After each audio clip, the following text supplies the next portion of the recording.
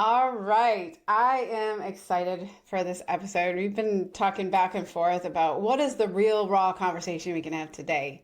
And we landed on fear of rejection. And I thought it was really funny as we were preparing for this, which we don't prepare a lot because we just want this to be natural conversation between two friends that will also help other people. But we were looking, okay, what's the topic? And it was interesting what came up is this process. One thing I love about my friend here, Amber, is that we were just talking, she gives me the be real on what's actually going on in her head when she's prepping things and doing things. And I'm like, that would really fit well into this message. So, Amber, if you're willing to, I would love for you to share the conversation we just had together and how hilarious that really is and how it led us to this very specific topic right now. Yeah, of course I'll share. That's what we do here, real and raw. So here it is. Here's my Be Real. Rebecca had sent me a couple of blurbs and she's, Amber, we really need your voice on these. So can you rewrite these and work with this? And so I sat down and I did it. And I did the edit. I threw it into AI to catch commas and all of that. And I stepped back and I read it and I was like, I can't send this to Rebecca. It sounds too much like me. Seriously, that was my thought. I was like, this has too much Amber in it, too much. and so I stopped and I paused because that is what's changed my life, honestly, is that pause, because I was ready to erase it. And I was like, no, Rebecca asked for my voice. Rebecca asked for more Amber in this. And so, yeah, so so Rebecca got the edited pretty version. And then I see today that she approved it, like she liked it. And I was like, oh, that's exciting. And so I feel that in my heart, like, oh, maybe it wasn't too much Amber. And then we're talking today and I'm like, yeah, I almost didn't send it because I felt like it was too much me. And then she was like, is that a fear of rejection? And I was like, dang it. Certainly isn't it lurking around. But Amber, what I love most about you, there's millions of things I love about you, and I don't even think that's an exaggeration. But this one part about you, I think we have this in common, is this ability to just be real about where we're at. And I just loved, because it just made me giggle, because I'm like asking you, hey, will you put your voice into this? And you're like, wait, this sounds like me. That has to be wrong. And I'm like, you've got to be kidding me. And I love it. I love it. So what's happening though is you held yourself back out of this fear of rejection. Yeah. Yeah. So realizing this, what stood out to you about what just happened besides the absolute hilariousness? I could not stop laughing. I was like, are you kidding me that you really did that? But there's so much to be learned out of this. Yeah. Yeah. There are a few things because that fear, if I let that fear take over, you would have either gotten a completely edited response that edited me right out, right? Like I could have done that. I could have put on this is what Rebecca would say. And we are very similar, but we're also different. And so I'm learning to honor our differences by honoring what makes me different. Because that was one of my thoughts too, was like, how would Rebecca say this? Rebecca would say this. She's asking for how would Amber say this? And so being able to catch it in that moment was really big. And then to know, honestly, I just knew if I send this and most of this is going to work, but there might be a part of it that she edits and says, let's change this up or whatever. And I can hold that really loosely. Like I wrote 2 paragraphs. I'm not married to those. And so I think that definitely helps too. When we have this idea or thing in our heart that we want to share, if we're married to it, right? This has to be the thing. And if it's any other way, it's not going to be right. And it's always wrong. Then that fear of rejection can be really big because now I'm identifying with what I wrote instead of just identifying with me and letting that writing come out of me and knowing that there's a place for it to be tweaked. And that's okay if that's what happens. So I think that was huge. And then just the pause. Instead of letting those emotions get big and erasing all of it and starting over, being able to just breathe and recognize, oh man, this sounds a lot like me. And then in the back of my head, I'm like, why is that such a bad thing though? Yes. Why is it such a bad thing if it sounds like me? What if that's exactly what is needed here? Is a little more me. Thank you for that, because I would agree with you. I really, the reason why I reached out is you have this innate ability to simplify, like to really make a point and make it clear and concise and understandable.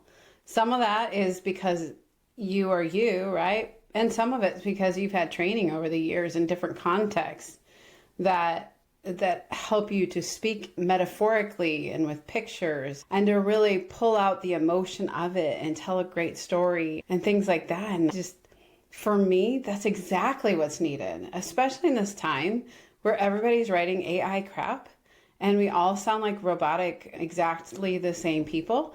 And it's interesting reading some of the posts that are going out is we're so afraid of this vulnerability lest we be rejected that we're trusting AI to talk for us. And because AI is suggesting it with our commands and our prompts, that somehow gives us the certainty to step out and do it. But I'll tell you what, I did that once because there's certain areas where I just don't feel super confident in. Some of it is business acumen, right? Talking like a CEO. Just because I am one doesn't know I talk like one, right? And I was trying to use that for that. And it was interesting. It encouraged me that this was the right way to do it. And what happened was it totally fell flat. Like, it totally did. It didn't work. I didn't have the results I was looking for. So I ran it back through to get results and it said it was awesome. Well done. It was well put together. I'm like, you're lying, right? Because this did not get the response. And so I feel like one thing we need in the world today is the courageous people that will step forward and not fear the rejection. Yeah. And will actually put out their hearts and their skills to really step out there. And that's what I love about what we're doing here at Arrow's Edge is we're really searching to get the raw, the real, the concrete us. Yeah. Yes. And both of us have a gift of vulnerability. It sometimes has hurt us like heck to have that kind of vulnerability, but yet both of us are like, I'm seeing a picture of those punching bag clowns that are full of air and you push them down and they boink back up, give me some more. And that is so us when it comes to vulnerability. They were just like, here, look, this is my heart. I'm open and soft and it can hurt, but I think it's exactly what's needed. Yeah, I would agree with that. I had an experience this weekend even. I love to work with clients on parts of themselves. And really, like when we look at it, like just as we are a soul, we are a being, and we get fractured realistically. We get fractured because we hide something or because we get hurt. Man, so many fractures happen when we hide what we really want to say, right? Like I can almost see that in certain souls. Oh, there's a part of you, there's this piece of you that's like dying to come back to the table and be taken care of. And so I do that with myself a lot. And this weekend, I had this piece of me who is so messy. Like she's an artist and I can imagine her. So in case you all don't know yet, I have a vivid imagination. I can imagine her covered in paint and carrying this art portfolio and like just messy. And so it's interesting hearing you talk about this, like what we're desiring is that vulnerability and that rawness and that realness. And then I'm thinking about this little piece of myself who looks just like me, but is splattered with paint.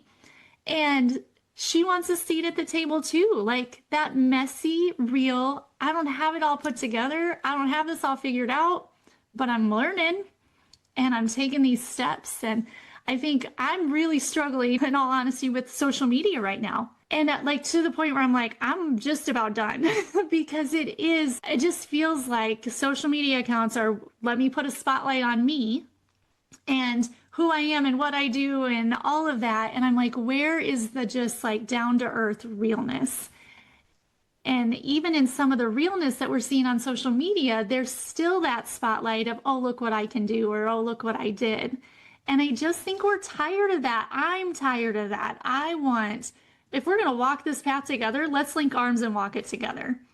Which is why I can say to Rebecca, yep, I almost didn't send it because it sounded too much like Amber. Because that's what we're doing in this friendship is we're linking arms, we're walking together. And so I can bring that messy part of me without any fear. Yes, I think just to add to that, what I think is really bothering us, and tell me if I'm wrong, about the social media right now is that it's the masks. Yeah. I mean, both you and I see through masks very well, and we're just tired of the BS, frankly. Yeah. Of I'm trying to look like an expert in something I'm not an expert in, and things like that, so that people will meet my need for significance and meet my need for love and connection and meet my need for certainty. And that leads into, I had this wild exercise I did. I was at a conference. It was with the Neuroencoding Institute with Joseph McClendon III. He's awesome. I love that guy. Just such a radical, that man. But he starts at most conferences, a lot of times they'll do an ice-breaking activity. He thought he would do an ice-breaking activity by having us reject each other. And I thought it was just fascinating experience to go through. In the end, it really did connect us. It was funny. But I would love to share a little bit about this exercise and what I learned about it. Because he starts out and he has us all get in this massive circle. And we're all looking at each other in the face, right? Everybody sees everybody. And he's telling us, stop looking at your neighbor's shoes. Checking out what they wore today. And he's talking about that. And he has us do it where he asks us to go and introduce ourselves to 10 people. And when you introduce yourself to somebody, the other person is supposed to respond to you by ignoring you and being cold. And just like for me, it was reminiscent of the days. I remember this. I was at a conference and there was networking happening. And I have an allergy to false baloney networking. I just do. And there's this guy that was talking to me and he asked me a question. And when I started to answer it, mind you, he asked me a question, right? I'm going to answer the question. And what is he doing but looking at the rest of the people around in the room? And I just stopped and I'm like, have a great day. I'm not interested in this conversation. So I had good practice because I've received this, right? So I was able to go to 10 people and just I was really good at doing that one. I just looked beyond, look at other people and ignored, right? So then we did round two. And round two was you walk up and you should be very excited about why you're here and why you're meeting. And hey, my name's Rebecca and I do. And you should be like that. And the other person is just supposed to look at you with a dead straight face. With no emotion, totally disinterested. And I tell you what, I sucked at that. I got to be honest. I ran into face first one of the mainline speakers of the conference, and I couldn't even do it because he introduced himself to me really and friendly because that was his side. And I was supposed to do this straight face thing, and I couldn't do it. And he probably thought I was like freaked out because he's one of the main speakers. No, it wasn't it. I couldn't be mean to him. Like I just couldn't do it. And so I laughed and I said, my name is Rebecca and I'm having trouble following Joseph's instructions right now. Because I just couldn't to me, it felt so cold. And we were intentionally misattuning to each other. And mind you, he didn't tell us why we were doing this. Goodness. And so we did a round three. And it was really fascinating because he said, I want you to go around, introduce yourself to 10 people, be really excited. And now I want the other person to be just as excited and look you in the face and give big hugs and, those things. And he then brought us back together and he goes, how many of you had a lot easier time with that third one? And we were all like, oh God, how many of you were relieved when we got to the third one? And it was really fascinating to see the response of people. And really it culminated to this idea of optimism. We should walk into every interaction with people with optimism. What do I mean by that? I want to assume that they care and they want to know me and, that they're going to accept me. And that's his optimism. I'm going to walk up to somebody and I'm going to introduce myself with an optimistic viewpoint. And it was really such a cool thing. And he was really talking about you're going to get better, quicker answers from an optimistic viewpoint. Mm. So determine that. He said to be magnificent. And when he said to be magnificent, he said it's to magnify the essence of who I am. Oh. And I thought, man, that's brilliant. That is. And it just was so interesting because the reality was everybody in that room was more than ready and willing to accept me. But the story I'm telling myself, so I have a difficult, one of the first times I went to a networking, it was BNI, okay? I went in there and I almost left. I was like, I am not doing this. Thank God I brought my husband. Or I think I probably would have left because I was just, to me, that's a really difficult place for me. Is I need a context where I can, I don't know, place of certainty before I can really reach out and do it. And I've grown a lot since being there because I have to practice that every week now. I have to practice like introducing myself, talking to different people, being able to tell people what I do and all that. So I've grown like a ton, but it's terrifying. But what if I walked into that with the energy that I'm going to assume the other person's going to be kind and loving? How would that change how I showed up? Because the energy you put out is the energy you're going to get back. So when I show up and I'm terrified, I'm looking at that person and with the energy of, you look scary. How are they supposed to respond? And how many times have I've been rejected simply because of the energy that I was bringing to it? Yeah. That's good. It's good stuff. Yeah. When we have that base assumption, when we have that wrong, it totally changes the way that we show up. And it's almost like my story. Like I could walk into a room, I'm bringing too much of myself here. Are you kidding?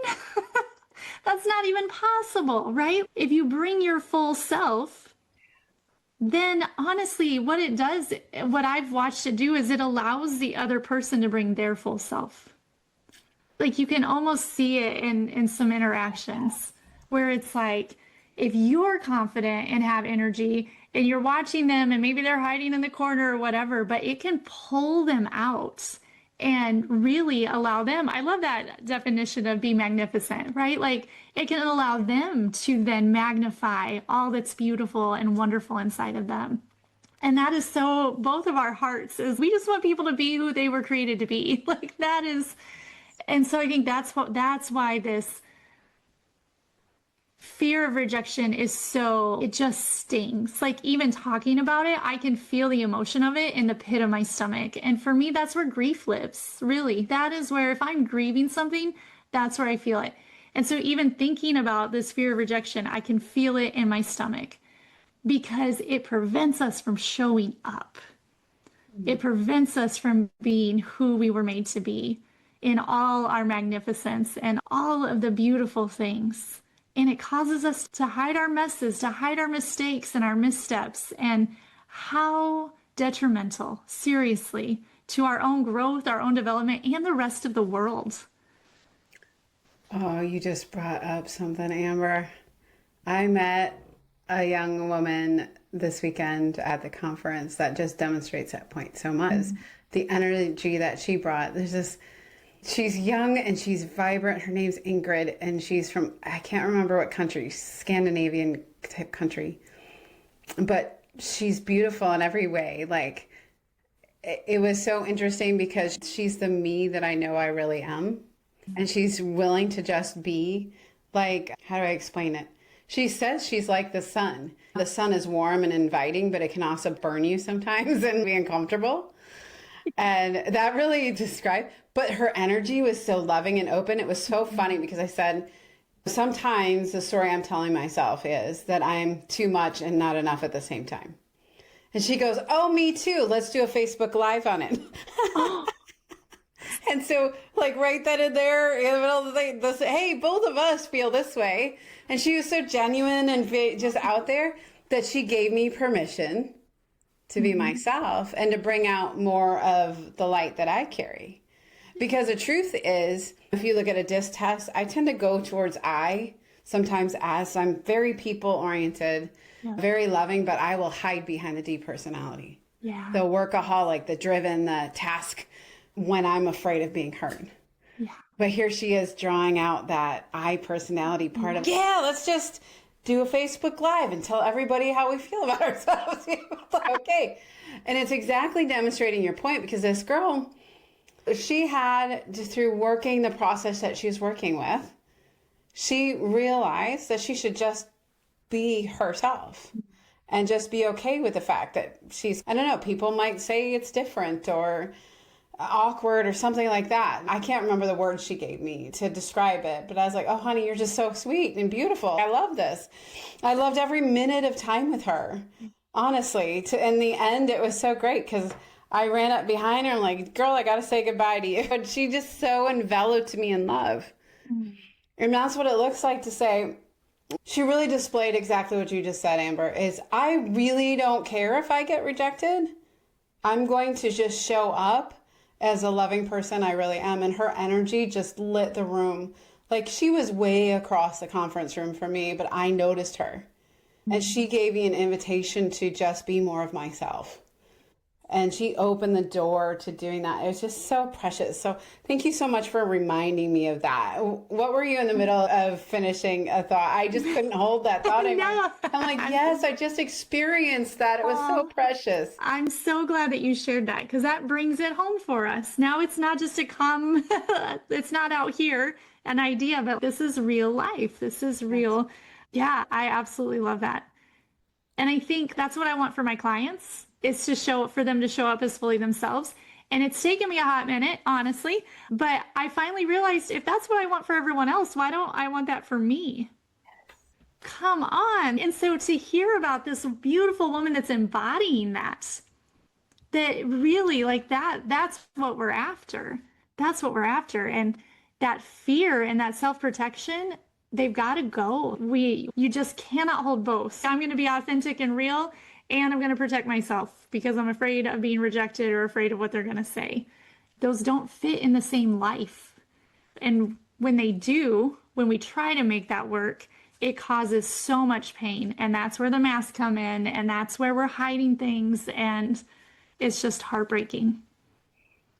Yeah, so I'm thinking about you, and even how we began this is in the things that I was sending you, I was asking you to be magnificent, to magnify the essence of who you are in a realm that I knew you had strength in. And you stepped boldly into that, and you're like, yeah, scratch that. There's plenty of me in that, and we need to have me in that. I'm like, yes, girl. Yes. I think that's such an important thing, is to realize, okay, people will reject you. I think it was Jamie Kern Lima that talks about it. Rejection is God's protection. And really, it's a good way to know if you're lighting up a room, being your unique and beautiful self. If somebody's rejecting you, then they weren't for you to begin with. They're not your people. Yeah. And so it's interesting, because I think there's a lot of discomfort that comes from we're going out trying to be who we're expected to be or we think we should be. And then we keep wondering why we're with the wrong people, or it's not connecting, or something's not working. And then we end up jumping to another social group and we're like, we just can't make friends. There's something wrong with me. But the reality is, if you would just truly step in and just be yourself, your vulnerable, beautiful, unique self, you would find the people that you actually belong with. Like, Amber, honestly, this girl, Ingrid, I have got to introduce you to her. Yes. You are going to bust up just your smiles. I can just feel the smiles when you meet this girl, because I think she just models exactly the point of what we're saying today. And what does it look like to be the magnificent you? Yeah. Yeah. It's just amazing. And it reminded me of one more thing. I know we're running out of time, but I've got one more thing for you. I was walking a client through this yesterday. And this is a faith-based lesson. And so whatever your faith is, you're welcome to believe in what you believe. But I just want to bring this out because Bible's a good book regardless. People use it as a history book, mythological book, whatever you want to use it as. But this one, I find it really interesting because I had a client that was just like, oh, I might be having the sin of pride and the sin of pride, the sin of pride, all this stuff. I said, okay, let's talk about this. I said, there's a verse in the Bible that says Moses was the most humble man that ever lived. And I asked him, because his faith is Christian, and so I go, who wrote that? And he goes, Moses? I said, yes. And I said, so true humility is to be unapologetically and congruently your unique identity. And that when you're wearing a mask and you're trying to be somebody you're not, that's pride. When you're, I'm so low, I'm such a worm, and you're making yourself lower than you are, that's pride. Mm-hmm. But when you are confidently saying, like, I was working on some of this weekend, and these are things that I wrote down about myself, and I believe it's a humble statement. I am a badass, influential leader that transforms lives once on a daily basis, and I am so much more. And I wrote that. And I believe that's a demonstration of humility because I know that's true. And I know that my children and my husband will utterly echo that because they're the ones who came up with badass for me, not me. And what if you could actually say that about yourself? Like, I am a badass. Plain and simple. And you know what? That's humility because I confidently can say that I am. I rise up to every difficulty. I don't care what it is. And I do not quit. There's no quit in me. There's a lot of places you'd think most people would have quit, and I don't. I won't give up. And that's humility. Fear of rejection has to go because one of the toxic 10. And this is such a really fun topic, but the next 9 episodes after this, we want to go through the rest of the toxic 10. These are the things that you want to sweep out and kick out of your life unrelentingly until they're totally gone. And here's the interesting part. The toxic 10, they're all fear-based. Because fear is the opposite of love. And so when I'm walking towards fear, I'm walking away from love. And I'm walking towards love, I'm walking away from fear. And so all of these 10, they're based in fear. And so for me to have an unshakable life, we need to kick the ass of these 10 things, like plain and simple. That is what's important. So any other thoughts before we wrap? This time went so fast. Oh my God. It did. Oh my gosh. I do have one thing to add. You're talking about the fear and the love and this fear of rejection. What we have to walk towards unapologetically is a love of ourselves. And so I'm so glad that you brought up the true definition of humility. Because so often we're trained, right, to love everyone else above ourselves. But the root of this rejection, if we're going to really walk away from that fear of rejection, you have to walk towards self-love. And you have to embrace yourself where you're at. You have to get to know yourself as the badass in whatever area that you're a badass in and own it. You have to own it. And so I just wanted to throw that out there because I think I know I've had seasons of my life where that fear of rejection has been so big and so loud, and it has prevented so much. And so I just want to give our viewers here is a small step forward, right? What can you love about yourself? What do you love about yourself? What is good about you? What makes you magnificent? And start walking towards those things, embracing those things, writing them down, reading them every day, right? There's so many ways to get those in our nervous system and ingrained into who we are. But I really think that is step one, because when we stop rejecting ourselves, then we won't be so afraid of being rejected by others. Come on, that was really well said, Amber. And thank you for unashamedly showing up as you. And that last thing, you're like, I have something to add. I'm like, good. We need some more Amber in this podcast. So thank you for bringing more Amber today. Yes. And adding such incredible value. This is such a good topic because I believe that most, if not all of us, battle a fear of rejection. Rejection is utterly painful, but undeniably probable. It happens, it's going to happen. And so the more we can become our unshakable selves and know that, okay, that person's not for me. That's not who I'm supposed to be with. It's actually protective to not end up with a group with the wrong people, because that's also very painful. Yeah. And to know when you get rejected, it's usually something going on with them, not you, unless it's you wearing a mask, because that will cause more rejection than you could ever believe. So everybody, masks on, let off, masks off, take them all off. And we invite you to become unshakable with us. All right, till next time, I can't wait to talk more about some of these topics. Yes, Thank you for the real, raw, and incredible conversation today, Amber. Thank you. All right.